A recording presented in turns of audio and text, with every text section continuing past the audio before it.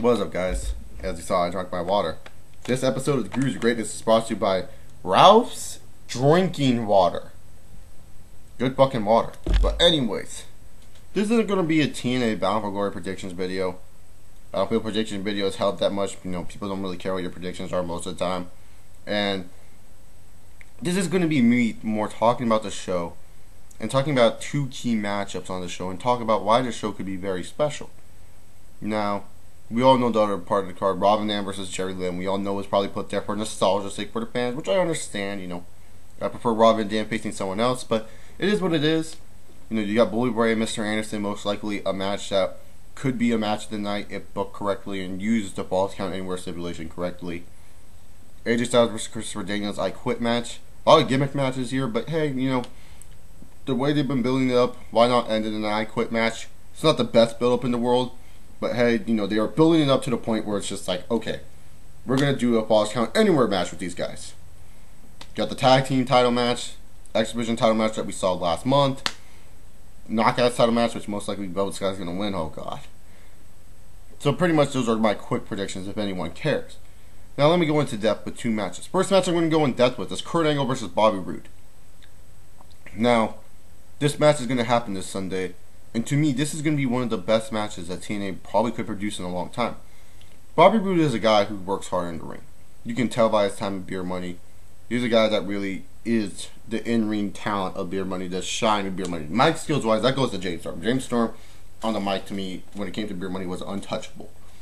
He's probably one of the most charismatic guys TNA has right now. I mean, you look at AJ Styles, he's kind of just like, you know, talking through the motions. You look at everyone else on that company, when it comes to mic skills, next to Bully Ray and James Storm, to me, are the best ones. Robert Roode, though, he has that in-ring presence, and he has that TNA original aspect to him that makes this match interesting. And the fact is, you know, when people see this card, no doubt they're going to be looking at one of the main matches, which I'll go into later. But they will also be looking at, when you see a commercial for this, Kurt Angle. People's heads are going to light bulb and be like, oh, Kurt Angle. Angle's wrestling who? Bobby Roode, this up-and-coming talent. We have to go to all his friends to face Kurt Angle. And this is something that's very emotional because, you know, they just had this movie come out called Warrior. Now, if you guys don't know what the Warrior was, it was this movie of this guy who fought in this World Mixed Martial Arts tournament, and in the end had to fight his brother in the finals. Now, to me, the movie itself could relate to the story. If many people saw this movie, could relate, saying, "Oh, Robert Roode had to fight all the way. He had to fight through this Bound for Glory series, and now he's getting a shot at the best guy in the world in Kurt Angle." That's something people can relate to, and people can say, "Wow, this guy went through adversity and back, hell and back, basically. Been this guy that's been with the company for 13 years, and now he's getting a title shot against a guy that I know from WWE, a guy who won a gold medal in the Olympics for the USA, Kurt Angle." How is this kid going to compete? He can't compete with Kurt Angle. You know, I know it's making me seem like I'm thinking wrestling's real and all, but that's what casual fans think. They want to think wrestling's real. They want to think that, you know, oh, this is a thing that entertains me, intrigues me, and this is a match that can intrigue many people. Especially if TNA books this right. Bobby Roode and Kurt Angle, no doubt, in-ring wise, psychology wise, everything, may be a great match. Maybe one of the best matches in 2011, if done right, like I've said many times before. But you have to wait and see. To me, I feel this is a chance for Bobby Roode to finally win the world title. And this is what makes people interested in this match. Because to be honest, Bobby Roode loses here, it would kill a lot of steam. But this makes it where people can care about this Bobby Roode character, and people can care what's going to happen to this character in the near future. And for me, I feel that they're going to do a good job with this match, and this will be a good match overall. Maybe even a match of the night.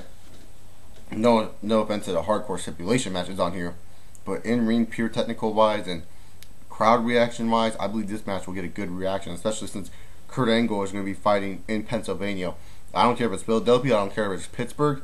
Kurt Angle gets a reaction in Pennsylvania no matter where he's at. Then we get on to, in my opinion, a match many people are bashing, many young fans that matter. Hulk Hogan brother versus the Icon The stain, oh, stain. You know, people are bashing this match for no reason whatsoever. I know, dude. They're just bashing this match, brother. Just because, we're old. We're like 58 and 50, man. We can't remember our spots in the ring. But they gotta understand, Hogan. We will put on a classic showdown.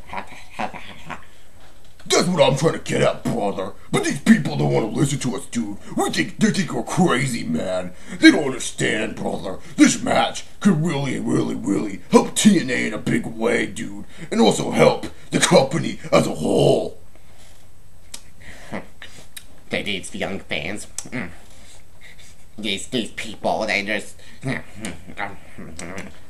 What's the matter, Sting? Hogan. Sting, are you okay, dude? Oh, Hogan, I don't know what's wrong with me.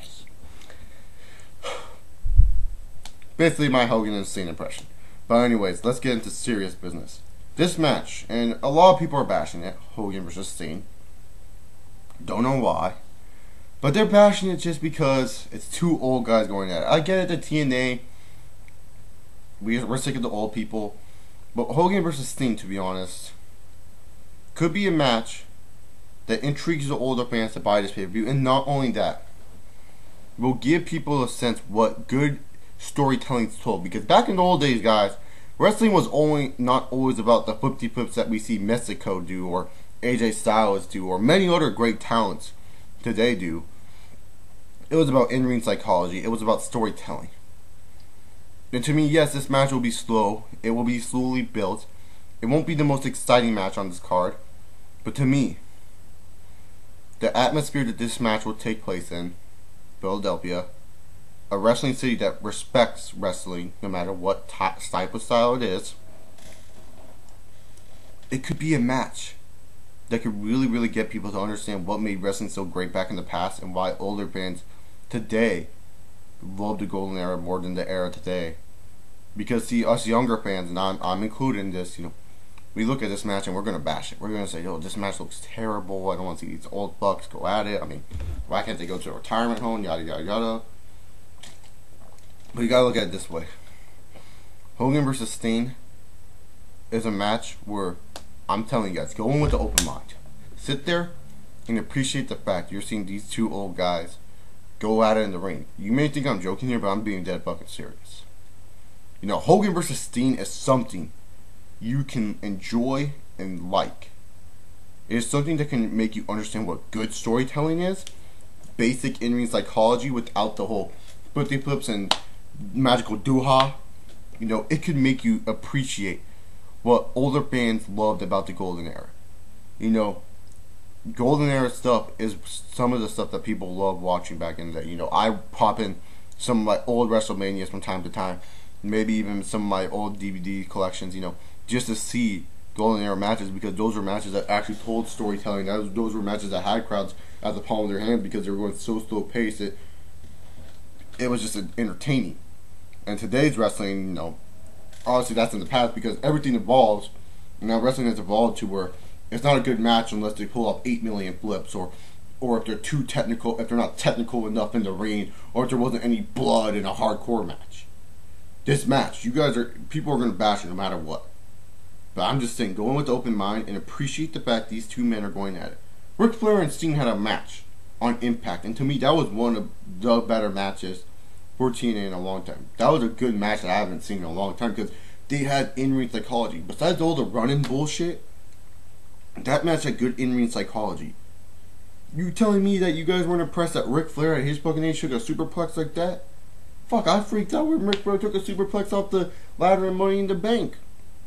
To be honest, this is a match where you can sit down and appreciate and realize what old school wrestling is and why fans fell in love with wrestling in the first place. Because wrestling didn't start out what we were watching today. You may have started watching wrestling the way it was today, but it didn't start out like how we know it as today. It started out different, and this is a way for you fans, for us in general, us wrestling fans, to appreciate wrestling and appreciate what these guys are putting forward to the table. That's all I'm getting at here. So pretty much that's about it. Remember, dude, TNA Bound for Glory is live this Sunday, brother, where you'll see the Mortal Hulk Hogan dude go against the Icon Sting in one final encounter, brother. Ain't no retirement for me, baby. So for the Gurus of Greatness, remember to subscribe up above, comment down below. Follow me on Twitter. Follow the GOG on Twitter, brother. Subscribe to Chase Oliver 68. And remember, in reality, Hogan is great. What you gonna do, brother, when Hulkamania runs wild on Steen on Bound for Glory, dude?